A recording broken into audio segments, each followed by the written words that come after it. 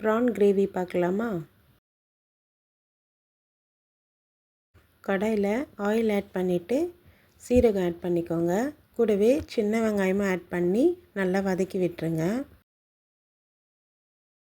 கருவேப்பிலை ஆட் பண்ணிக்கோங்க.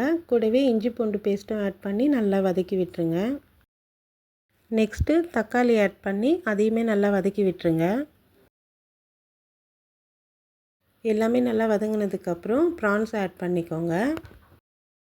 Prawns add பண்ணி அதையும் நல்லா வதக்கி விட்டுருங்க.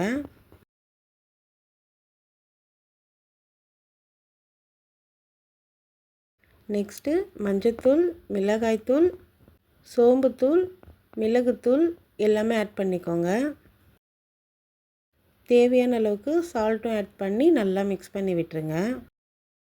ப்ரான்ஸ்க்கு தண்ணிலாம் ஆட் பண்ணாமல் அப்படியே குக் பண்ணிக்கோங்க. இது நல்லா குக் ஆனதுக்கப்புறம் கொத்தமல்லி தழை ஆட் பண்ணிக்கோங்க. அவ்வளோதான், ப்ரான் கிரேவி ரெடி. ட்ரை பண்ணி பாருங்கள்.